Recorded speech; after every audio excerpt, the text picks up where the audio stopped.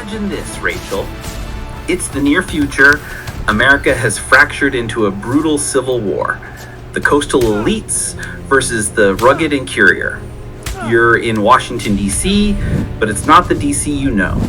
The sky is filled with M400 sky cars raining fire down on aircraft carriers docked at Annapolis. Okay, that is, quite the image. Very cinematic. Right? But wait, zooming through this chaos isn't a soldier. It's a vigilante. A man who calls himself Cliffhanger. And his weapon of choice against this high-tech government tyranny, it's not a laser rifle, it's not a drone. Don't tell me. It's a bullwhip. A bullwhip? In the age of flying cars? A bullwhip. And he's using it to fight mind control radio waves that turn citizens into mindless drones. Welcome to the world of the Symposium of Justice. Wow, that is a lot. I feel like we've just stepped into a fever dream. It is a fever dream, but it's a fever dream with a bibliography. Today we are talking about the 2004 novel, The Symposium of Justice by Rich Hoffman. And folks, this is not just a book. It is a manifesto wrapped in pulp fiction skin. I'm honestly fascinated already because usually when we talk about dystopian fiction, we're talking about Orwell or Huxley. This sounds different. It is very different. Rich Hoffman is an interesting figure. He's a self-described philosopher, a local political activist from Ohio, and he goes by the online handle The Overman Warrior. The Overman Warrior? That sounds incredibly intense. It's a nod to Friedrich Nietzsche, the concept of the Übermensch or Overman, and that is really the key to unlocking this book. Hoffman didn't just write a sci-fi adventure, he wrote a vehicle for his specific worldview. He calls it faction, fiction plus action, but also fiction based on fact. So he believes this scenario, the Civil War, the mind control, is where we're actually heading. Exactly. He wrote this back in 2004, and on his blog, he frequently claims the book was prophetic. He looks at the political polarization in America today and says, "See, I told you, the coasts are turning against the heartland." Okay, so let's break down the actual story before we get into the heavy philosophy. Who is this guy with the bullwhip? So, the hero is Cliffhanger, but his alter ego is a man named Fletcher Finnegan. And Fletcher is, well, he's a lot of things. He's a grill cook at a local restaurant. A grill cook? But he's also mysteriously wealthy, and he's the fastest man around. He's married to a woman named Misty Finnegan, who is a respected town councilwoman. And Hoffman makes a big point that Misty didn't marry Fletcher for money or power, even though he has money. She married him because he is good. It sounds like Fletcher is the idealized version of the author, right? The hidden genius, working a regular job. 100%. Fletcher spends a lot of time arguing with local teenagers about morality. There's a recurring character who is a kid drug dealer, and Fletcher is constantly lecturing him. It's this mix of Batman and a really intense civics teacher. And where does the bullwhip come in? When the sun goes down, Fletcher becomes Cliffhanger. He hunts criminals in the night. But the stakes get raised quickly. The government, which in this book is basically a proxy for everything Hoffman dislikes about progressivism and bureaucracy, is using these invisible radio waves to control the population. Control them how? To make them docile, to make them accept high taxes and collectivism, to make them, in Hoffman's terms, second-handers. Ah, second-handers. That's straight out of Ayn Rand, isn't it? The Fountainhead? It is, and this is where the book gets really interesting as a cultural artifact. Hoffman blends Nietzsche with Rand. He has this metaphor he uses called Pirsig's train, based on Robert Pirsig, the guy who wrote Zen and the Art of Motorcycle Maintenance. I remember that book. The train metaphor is about the cutting edge of reality, right? Right. Hoffman interprets it like this. There are people at the front of the train, the leaders, the innovators, the cliffhangers. They are pulling society forward into the future. They are taking all the wind in their face, taking all the risks. And everyone else? Everyone else is just a passenger. They're sitting in the back, complaining about the ride, trying to tax the guy at the front, or trying to slow the train down. In the Symposium of Justice, the villains are literally the people trying to stop the train or control it without understanding how it works. So the mind control isn't just sci-fi magic, it's a metaphor for what? Public education? The media? All of the above. Hoffman is very specific about this in his blog. He talks about how the veil of knowledge is used to keep people sedated.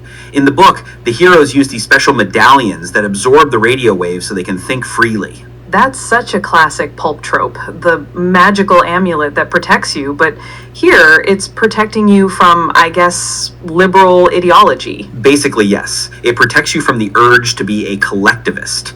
It allows you to be an overman. I want to go back to the Dragon Slayer thing you mentioned before we started recording. Does this book actually have dragons? This is the best part.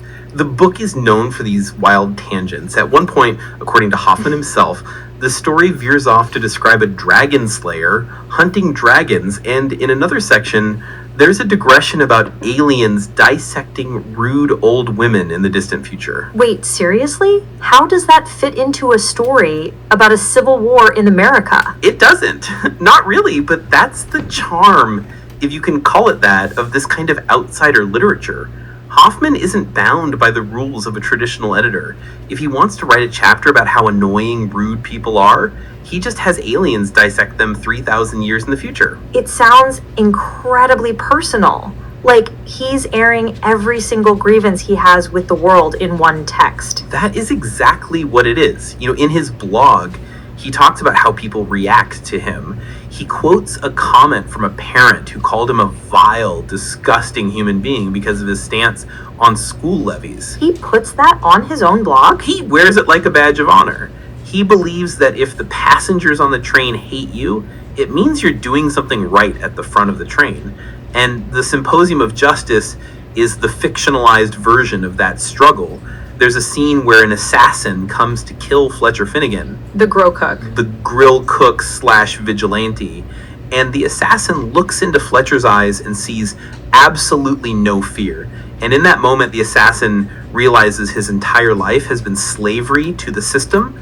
He realizes Fletcher is a free man and he's jealous. That is a very specific fantasy. The idea that your enemies don't just want to kill you, they secretly want to be you. It's the ultimate vindication, and I think that's why this book is worth discussing, even if it's obscure. It's a perfect window into a certain type of American political psyche. It's this feeling of being the only sane person in a world gone mad, the only one who sees the strings. And feeling like you have to fight back, not with votes or letters to the editor, but with, bullwhips and sky cars. And the flying cars. We can't forget the M400 sky cars. The climax of the book involves a raid on Washington, D.C., where the heroes use these sky cars to bomb aircraft carriers. It's an act of war against the federal government. Which, in 2004, is a pretty bold thing to write. Extremely bold. Remember, this is post 9/11. The Patriot Act is in full swing, and here's Hoffman writing a story where the good guys are effectively domestic terrorists fighting the U.S. military because the government has become tyrannical. It reminds me of the Turner Diaries, but maybe less explicitly racist and more focused on this libertarian anti-bureaucracy angle? I think that's a fair distinction. Hoffman is focused on the producer versus looter dynamic. It's less about race and more about economic and intellectual contribution. He despises what he calls parasites, people who don't think for themselves, people who take tax money. So how was this book received? I mean, did it find an audience? It has a cult following.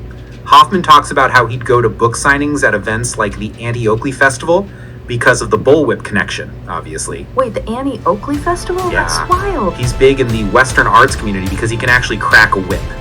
So people would buy the book thinking it's a fun cowboy adventure or a Zorro story, and then they'd get home and read about mind control and political philosophy. Talk about a bait and switch. Yeah, Hoffman admits that his friends in the Western community were uneasy with the heavy political overtones. They just wanted the whip cracking action.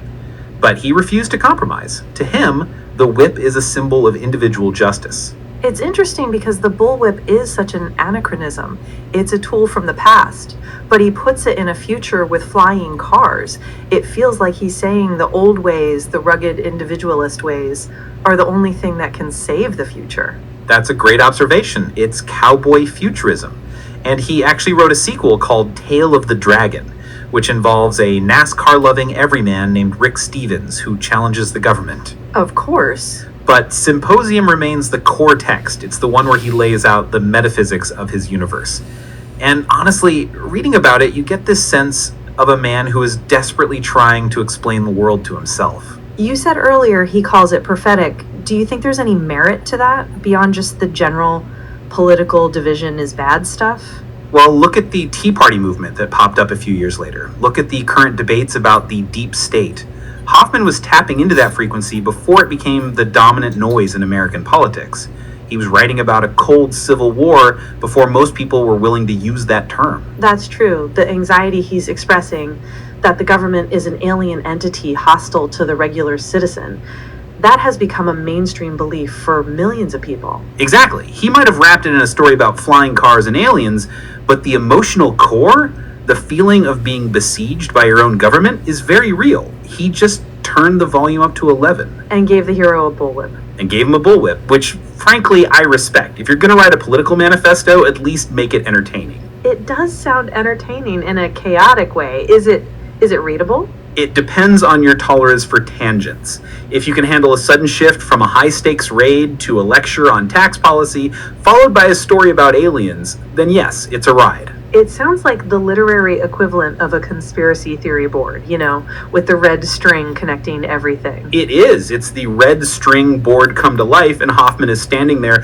pointing at the connections between the school board, the mind control rays, and the flying cars, saying, "Don't you see? It's all connected." And the solution is to be the guy at the front of the train. Be the Overman warrior. Be the cliffhanger. Don't let the second-handers drag you down. It's a very seductive philosophy if you feel undervalued or overburdened. I think that's the power of this kind of faction. It validates the reader's frustration. It tells them, you're not crazy, you're just the only one who's awake. Precisely. And the Symposium of Justice is a monument to that feeling. It's a raw, unfiltered look at one man's war against the 21st century. Well, I don't know if I'm ready to buy a bullwhip, but I definitely understand the mindset a lot better now. That's all we can ask for. If you want to see what the view looks like from the front of Persig's train, give the Symposium of Justice a look. Just watch out for the mind control waves. And the dragons. And the dragons, yes. Always watch out for the dragons. If you enjoyed this deep dive into the weird world of political pulp fiction, send this episode to a friend who loves obscure books, or maybe just someone who really hates paying taxes.